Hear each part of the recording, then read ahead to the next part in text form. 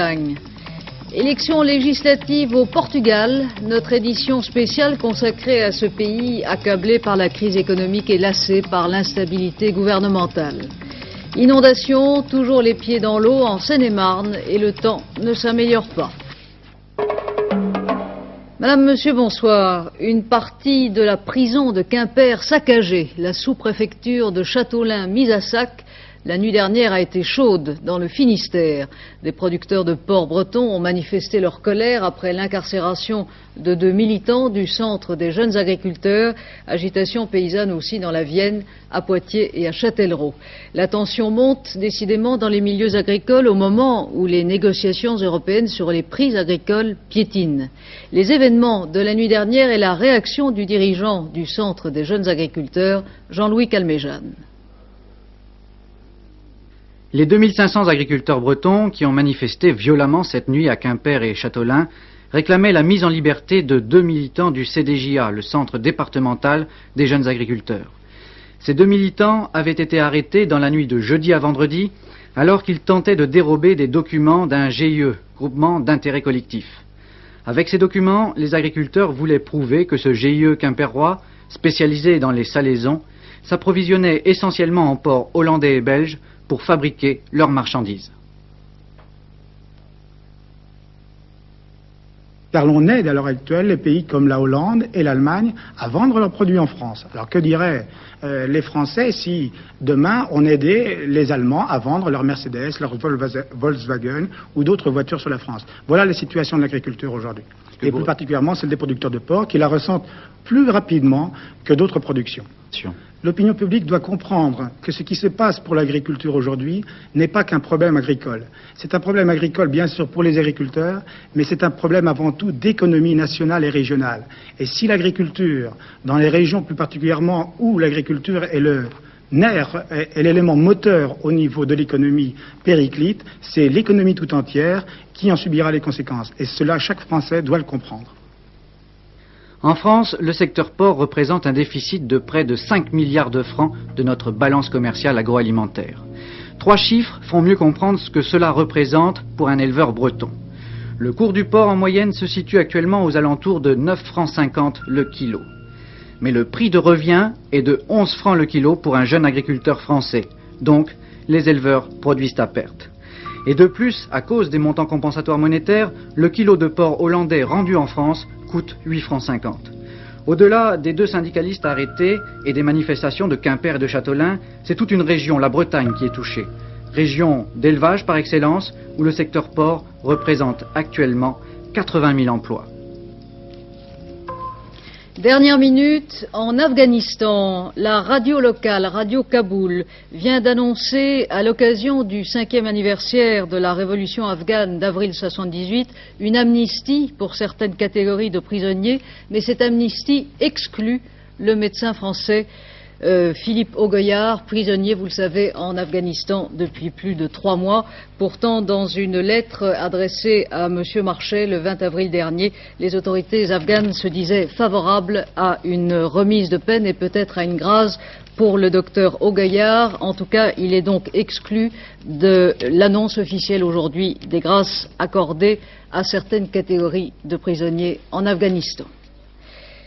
Les grèves des professions médicales, le ministre de l'Éducation nationale Alain Savary et le secrétaire d'État à la Santé Edmond Hervé ont adressé une lettre aux présidents des intersyndicats, des internes et chefs de clinique des centres hospitaliers et universitaires, une lettre où ils ratifient au nom du gouvernement les propositions qui ont déjà été faites. Pas d'éléments nouveaux selon les intersyndicats qui dénoncent, je cite leur communiqué, le refus manifeste des ministres de tutelle d'apporter une solution rapide au conflit. Fausse piste dans l'affaire de la disparition des fûts contenant les déchets toxiques de Seveso. Les fouilles entreprises depuis 2 jours en Allemagne fédérale, en Basse-Saxe, dans un dépôt de déchets, ont été interrompues. En revanche, en France, la chasse aux fûts fantômes a mené à la découverte à Roumazières, en Charente, non pas de déchets de dioxine, mais d'1,5 tonne d'un produit tout aussi dangereux. Marcel Tria. La décharge de Roumazières est en train de devenir la poubelle la plus célèbre de France. L'enquête sur les déchets de Céveso lui avait déjà octroyé une publicité dont se serait sans doute bien passé son propriétaire. La dioxine italienne n'a pas été entreposée ici, mais une autre dioxine, moins dangereuse. Ce matin, le journal La Charente Libre révèle qu'on y a enterré aussi 1,5 tonne d'arsenic. Une opération complètement hors la loi, bien sûr. Alors à Roumazières, on trouve que la plaisanterie a assez duré. J'appelle ça de la pourriture. L'administration, c'est des comptes, c'est tout. Ce que les habitants du pays demandent, c'est que cette affaire soit fermée. Bon, je pense que là, maintenant, on a un élément qui va nous permettre d'arriver à cette fermeture. Mais ce qu'il faut savoir, c'est que moi, je crains, si vous voulez, maintenant que nous trouvions encore d'autres cochonneries là-dedans, hein. On peut se demander aujourd'hui comment les autorités ont pu si longtemps laisser les grandes entreprises chimiques se débarrasser de leurs déchets dans de telles conditions, plutôt que de leur imposer des solutions techniquement possibles, même si elles sont coûteuses. L'affaire des fûts fantômes de dioxine pose dans toute son ampleur le problème écologique des déchets industriels, a déclaré aujourd'hui le secrétaire d'État à l'environnement, Madame Bouchardot, à l'occasion d'un colloque consacré au thème « L'écologie contre le chômage ».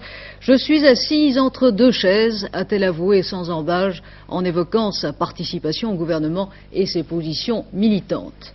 Une autre déclaration politique à signaler, l'appel que le président de l'Assemblée nationale, Louis Mermaz, lance au Parti socialiste dans un entretien accordé au journal du dimanche de demain. Monsieur Mermaz insiste sur l'urgence de la cohésion du parti sans dérapage par rapport à la politique du gouvernement. Le journal du dimanche publie aussi un sondage selon lequel les cotes de popularité du chef de l'État et de son Premier ministre ont nettement baissé depuis l'annonce du plan de rigueur. 48% de mécontents, 38% d'opinions positives en ce qui concerne M. Mitterrand, 49% de mécontents et 30% de satisfaits en ce qui concerne M. Mauroy. Grand maître de l'ordre de la Légion d'honneur en sa qualité de président de la République, M. Mitterrand a tenu ce matin à se rendre au musée de la Légion d'honneur. Les locaux, vous le savez, ont été dévastés hier après-midi par un commando masqué et armé. Accompagné de diverses personnalités, M. Mitterrand a pu constater l'étendue des dégâts. Il n'a fait aucune déclaration. Une information judiciaire contre X a été ouverte ce matin par le procureur de la République. Le commando avait laissé sur place des tracts réclamant la mise en liberté d'un militant d'extrême gauche et demandant, ce sont les termes du tract, au gouvernement sioniste social-démocrate le départ des troupes françaises du Liban. La Seine baisse, la Marne monte et donc la Seine montera à nouveau. Le principe des vases communicants s'applique aussi aux fleuves en crue et en Seine-et-Marne où quelques 1500 pavillons sont toujours inondés ou isolés, la situation reste préoccupante. Les orages d'hier n'ont rien arrangé, surtout en amont où s'annonce une nouvelle crue. L'enquête d'Isabelle Béchler et Bernard Appé. Normalement, c'est ici, près de Saint-Dizier, en Haute-Marne, que se régule le cours de la Seine et celui de la Marne. L'église de Champaubert, les pieds dans l'eau, est le seul vestige des 3 villages engloutis. Mais ce lac artificiel géant n'a pas suffi et à 200 km en aval, on est... Le barrage de Saint-Dizier, à mon avis, ne joue pas du tout son rôle. On se rend compte effectivement qu'on a sacrifié un petit peu, si vous voulez, à la sécurité des gens, le plaisir de certains qui peuvent faire, bien sûr, de la planche à voile, du bateau, etc. C'est trop simple de mettre la sécurité de la Seine-et-Marne en balance avec quelques voiliers.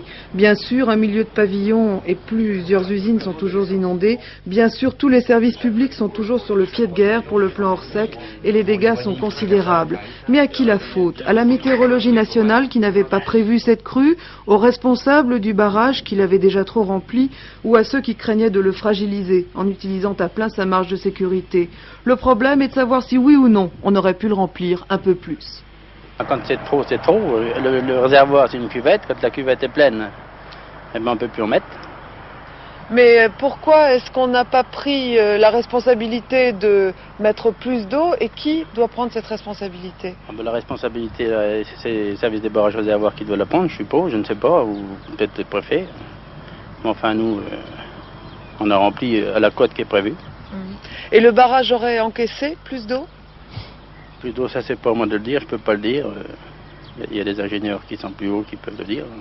Il faut penser que cette crue d'avril est une crue absolument exceptionnelle Depuis 1910, nous avons connu 2 fois des crues importantes. 1910, bon, qui avait fait plus de 550 mètres cubes secondes. 1955, qui avait fait 550 mètres cubes secondes. Là, nous avons eu 510 mètres cubes secondes. Mais ces 510 mètres cubes, nous les avons eus en avril. Alors qu'habituellement, nous avons des crues en janvier ou février. Toute la différence est là. Le réservoir, normalement, se remplit. Et contrairement à, disons, on dit toujours des ondits, le réservoir n'est pas conçu pour la voile du tout. Il est conçu au départ, premièrement, pour écrêter les crues. Deuxièmement, pour renforcer les débits d'étiage à Paris, par l'intermédiaire de la Marne et de la Seine. En tout cas, le barrage de Saint-Dizier ne suffit pas. Là-haut, on prévoit déjà une nouvelle crue. Or, l'eau met 8 jours pour parvenir en Seine-et-Marne et 10 jours pour Paris. C'est dans un magazine allemand, Der Spiegel, que le secrétaire général du Parti communiste soviétique et l'homme fort du Kremlin, Yuri Andropov, a choisi de commenter pour la première fois l'expulsion par la France de 47 soviétiques soupçonnés d'espionnage. Plus de 15 jours après les faits, Yuri Andropov écarte implicitement dans cette interview toute mesure de représailles, ce qui est accueilli avec satisfaction dans la communauté française de Moscou. Soulignant son désir de préserver les relations franco-soviétiques, Yuri Andropov refuse de rejeter le blâme de ce geste inamical sur les socialistes et même les communistes français, dit-il, tout en laissant clairement entendre que Paris a renoncé à son indépendance et se laisse manipuler par Washington. Dans la même interview, le numéro 1 soviétique rejette à nouveau les propositions américaines sur les euromissiles, sans pourtant rejeter la possibilité d'un compromis. Durcissement de la stratégie diplomatique américaine au Proche-Orient après l'enlisement du plan Reagan, l'enlisement aussi des négociations sur le retrait des troupes étrangères du Liban et l'attentat anti-américain de Beyrouth. Le président libanais Amin Gemayel a clairement signifié que le Liban rejette toute forme de présence militaire israélienne sur son territoire. À Beyrouth, la levée des corps des victimes américaines de l'attentat de lundi a eu lieu ce matin. Philippe Rochaud. Portés par 6 soldats, les corps des 16 victimes américaines de l'attentat contre l'ambassade des États-Unis ont été rapatriés après une brève cérémonie sur l'aéroport de Beyrouth qui est venue rappeler que la diplomatie américaine avait subi là un de ses plus gros revers au Proche-Orient. Mesure de sécurité exceptionnelle pour saluer les dépouilles des victimes, tous les ambassadeurs étaient là, en effet. On voit à droite Paul Marc-Henry et l'ambassadeur américain sorti miraculeusement indemne des décombres de son ambassade. Les États-Unis tirent aujourd'hui la leçon de l'attentat en accélérant le processus de règlement du conflit. C'est peut-être l'OLP qui en fera les frais. Ronald Reagan veut à présent, en effet, minimiser son rôle. Nous avons donné plus d'importance à l'OLP qu'elle n'en a. Ces actions ne doivent pas nous écarter de la recherche d'une solution pour des milliers de Palestiniens. Et le secrétaire d'État américain George Shultz, qui doit entreprendre demain une tournée au Proche-Orient, aura la tâche difficile de convaincre les dirigeants arabes de cette nouvelle approche de la diplomatie américaine. Veillée d'armes électorales dans 3 pays européens qui s'apprêtent à élire leurs députés. L'Islande, l'Autriche, où les socialistes du chancelier Kreisky, au pouvoir depuis 13 ans, risquent de perdre la majorité absolue. Élections législatives aussi au Portugal. Là, les socialistes ont une bonne chance de revenir au pouvoir. Les élections auront lieu lundi, 25 avril, date symbole puisqu'il s'agit du 9e anniversaire de la révolution des œillets. Une révolution qui paraît bien loin aux Portugais, accablés par la crise économique, lassés aussi par l'instabilité politique. C'est la 10e fois en 9 ans qu'ils iront voter, c'est aussi le privilège de la démocratie. À la veille de ces élections qui concernent un pays mal connu et pourtant très proche de nous, puisque la communauté portugaise est particulièrement importante en France, nous avons choisi dans une édition spéciale de vous expliquer un peu mieux ce pays et ses problèmes. Rejoignons donc sur place à Lisbonne Patrick Poivre d'Arvor et Gérard Sebag.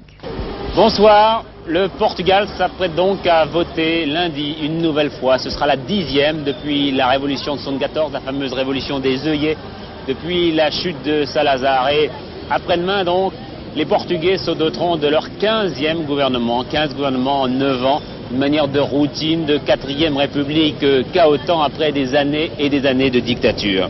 Et si nous sommes là, précisément sur cette place du Rocio à Lisbonne, c'est pour prendre le pouls de cette jeune démocratie qui n'en finit pas de se chercher.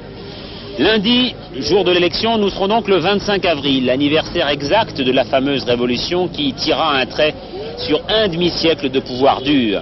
Souvenez-vous de ce 25 avril 1974, c'était sur cette place du Rossio, ce soulèvement voulu par les grognards de l'armée d'Afrique et par leur chef, le général Spinola, puis les enfants de la révolution, les enfants terribles, Otello de Carvalho et Vasco Gonçalves, enfin les deux frères ennemis, le communiste Alvario Cunhal et le socialiste Mario Soares. Eh bien, aujourd'hui, les frères ennemis se déchirent toujours. Nous sommes ici dans un meeting du Parti communiste et l'union de la gauche n'est pas pour demain.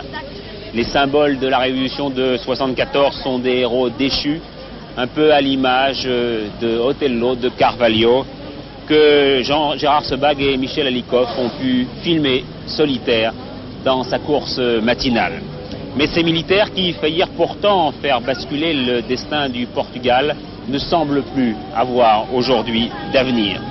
Plus guère d'idéal d'ailleurs dans ce pays aujourd'hui, une campagne électorale disons dans l'indifférence. Et je crois que Lena, une chanteuse pourtant engagée aux côtés de Mario Soares, vous dira ça mieux que moi.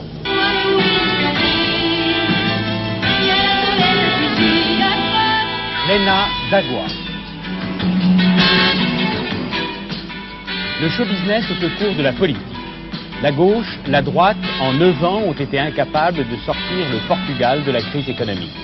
Conséquence, les hommes, les partis, presque tous discrédités aux yeux d'une population lasse des erreurs accumulées, ont découvert le show business comme remède pour mobiliser à nouveau les foules. Beaucoup de musique avec un peu de politique. Les meetings du PS et de Mario Soares sont incontestablement les plus courus. Le PS peut profiter de ces élections anticipées pour obtenir, selon les intentions de vote, 38% des suffrages et devenir ainsi le premier parti du Portugal.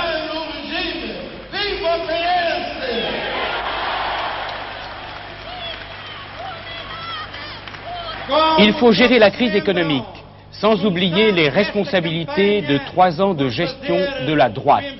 C'est ce qu'affirme Mario Soares, qui, dans son programme, a établi une liste de 100 propositions pour 100 jours de gouvernement. Mais ce qui frappe au Portugal, c'est la démobilisation des jeunes, même de ceux qui participent pourtant à la campagne de Mario Soares. Est-ce que les jeunes s'intéressent à la politique en général? Non. 5 années, depuis 5 années, je crois que nous sommes très fatigués de politiciens et blabla. Et les campagnes avec beaucoup de posters dans tous les coins, des posters, vote et vote et vote. Qu'est-ce que vous voudriez alors?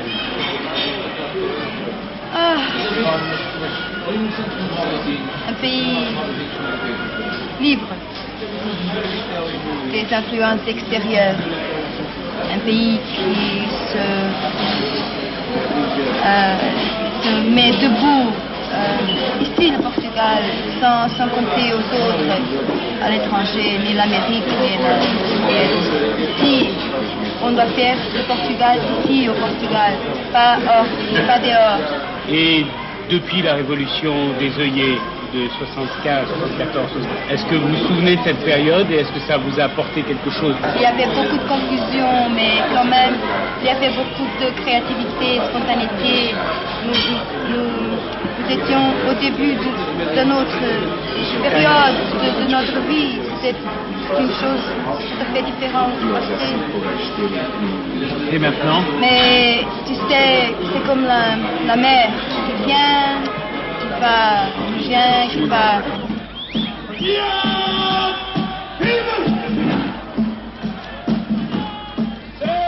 Aspiration déçue et ambiguë d'une jeunesse devenue antimilitariste qui pourtant n'a pas oublié le rôle de l'armée dans la révolution des œillets.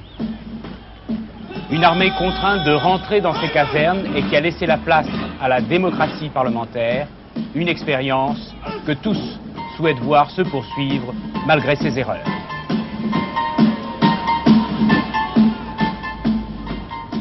Si nous avons choisi l'exemple de cette jeune chanteuse venue ici sur les bords du Tage soutenir le socialiste Mario Soares, c'est que, Gérard Sebag vous l'a dit, le PS est très largement en tête de tous les sondages et qu'il va sans doute reprendre un pouvoir qu'il a abandonné il y a 4 ans au profit de la droite et du centre. Mais pour autant, le pays ne va pas basculer, car en aucun cas, Mario Soares ne veut une alliance avec le PC et l'on se dirige donc sans doute vers une coalition avec les centristes. Et beaucoup ici présagent déjà une durée de vie, disons, assez brève à ce nouveau gouvernement. D'où peut-être ce ton légèrement amusé, relevé par Gérard Sebag dans l'université traditionnelle de Coimbra, l'autre Portugal. Maintien des traditions, ce sont les étudiants et les professeurs de l'université de Coimbra, au centre du pays, qui ont demandé le rétablissement de cérémonies parfois désuètes comme celle-ci, supprimées après la Révolution. De Coimbra, la plus vieille institution universitaire du pays, créée au XIIIe siècle, sont sortis des dictateurs comme Salazar et Gaetano, mais aussi des libéraux et des démocrates. Une université à l'enseignement de qualité qui a tendance à former pour l'instant de futurs chômeurs. En ce moment en Portugal, un jeune gens n'a pas, même quand il termine son cours universitaire par exemple, il n'y a la moindre possibilité d'avoir argent pour acheter une maison pour pouvoir marier, avoir un minimum pour avoir une vie établie. Est-ce que vous savez combien de ministres des Finances vous avez eu depuis la Révolution des œillets? À peu près 12, je crois. 14. 14, c'est ça. Et alors, quelle est la réflexion que vous faites à cela?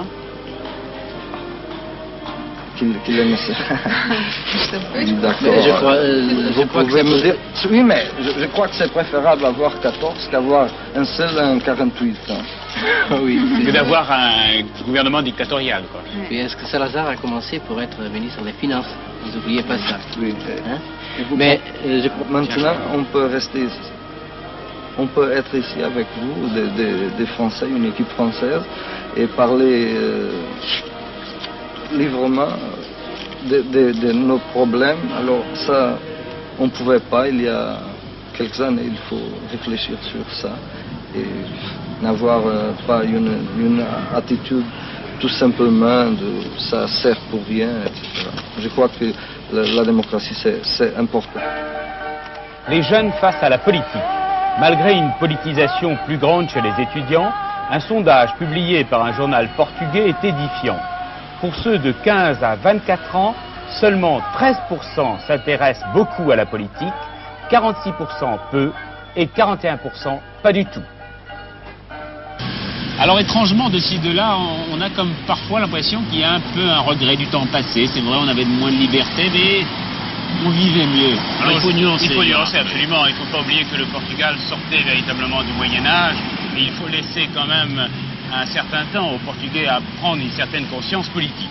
Cependant, il est vrai que la situation économique est très difficile. Elle souffre de 3 mots, le chômage, le commerce extérieur et l'inflation. Exemple, l'inflation est de 20 à 22%. Quant à la balance des paiements, le déficit est énorme. Il était en 1980 de 1,250 milliard de dollars. Il a été pour 1982 de 3,2 milliards de dollars. Il a donc pratiquement triplé en 2 ans. Cette situation pèse lourdement sur le pays et a donné naissance à une économie parallèle et au marché noir. Elle échappe donc au contrôle de l'État ainsi qu'à la corruption qui se développe de plus en plus. D'ailleurs, tous les partis politiques ont mis en tête de leurs programmes électoraux la lutte contre la corruption. C'est vrai que le pays va mal économiquement parlant et c'est vrai aussi que les Portugais ont de plus en plus de difficultés à joindre les deux bouts. Oui, c'est vrai, la vie est dure. Évidemment, le salaire est faible. On ne réussit pas absolument à joindre les deux bouts. Tout part dans le loyer et la nourriture. José Eduardo Queiroz, conducteur du tramway numéro 16 à Lisbonne. Son salaire, 17 000 escudos, environ 1400 francs français par mois. Marié, père de 2 enfants, c'est un salaire moyen au Portugal où le SMIC équivaut à 1000 francs français. L'État portugais n'est propriétaire de cette compagnie de transports urbains que depuis 1973. Elle appartenait auparavant à une société britannique. Profit sans renouvellement du matériel pendant 30 ans. Vous voulez savoir comment marche le tramway? Le problème, ce sont les portes. Il fait très froid, surtout en hiver. Tout ce matériel est très vieillot. Revenons à moi et à ma famille. La plus grande difficulté, c'est la nourriture. C'est la chose la plus chère. Il y a aussi les loyers. Ils sont très très chers. Mais quand même, la nourriture représente la partie la plus importante de mon budget.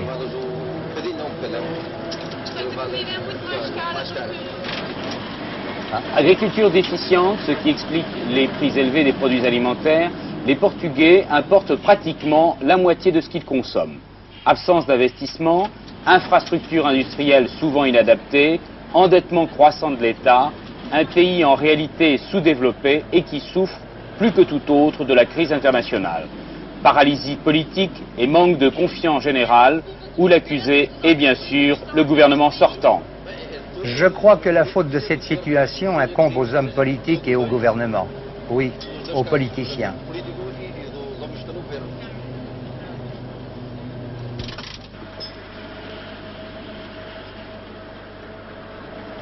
Monsieur Soares, parmi les critiques que l'on entend à votre égard, de temps en temps, on dit mais il va s'allier maintenant avec les centristes. Au fond, c'est un socialiste, mais pas pratiquant. C'est un de vos amis qui a dit ça. Est-ce que vous acceptez ces reproches? Non, je pense que ici au Portugal, comme d'ailleurs en Espagne, les socialistes ont été obligés de contribuer puissamment pour consolider le régime démocratique. Et comme nous avons eu pendant 50 ans une dictature féroce, ce qui nous intéresse d'abord, c'est la liberté et la démocratie politique. Pour nous, le socialisme démocratique, c'est la liberté, plus la justice sociale, plus la décentralisation, plus la participation. Alors Et pas le collectivisme, pas l'étatisme. C'est-à-dire pas d'alliance, par exemple, avec le Parti communiste? Pas d'alliance avec le Parti communiste, parce que le Parti communiste au Portugal, c'est un parti stalinien, et c'est un parti étroitement lié à Moscou, et qui a un plan de déstabilisation permanente de la vie portugaise. Alors Moscou, parlons un petit peu de Washington. On dit souvent que vous êtes le candidat de Washington, que Moscou. Vous êtes le préféré de Washington. Je ne sais pas si je suis le préféré de Washington. Je suis surtout un Portugais qui veut que le Portugal soit un pays de l'Occident, un pays européen, un pays développé et surtout un pays démocratique.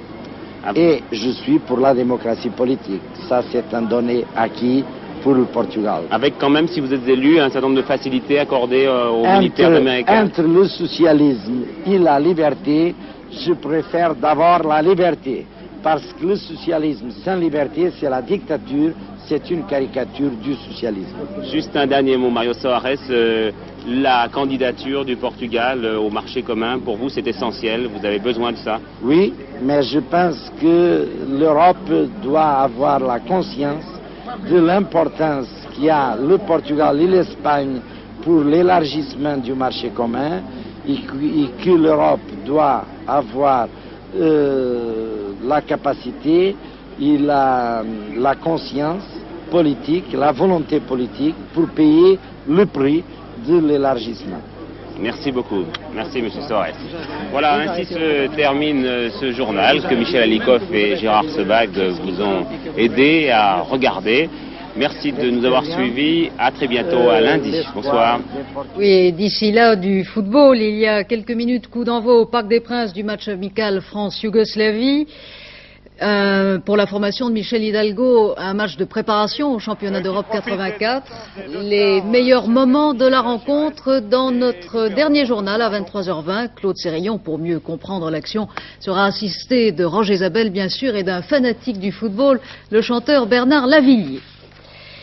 Les résultats du tiercé qui s'est couru aujourd'hui, il fallait jouer le 10, le 4 et le 8. Vous voyez les rapports, pour 5 francs dans l'ordre, plus de 15 000 francs. Dans un ordre différent, plus de 2500 francs. Demain, il y aura un tiercé à Longchamp.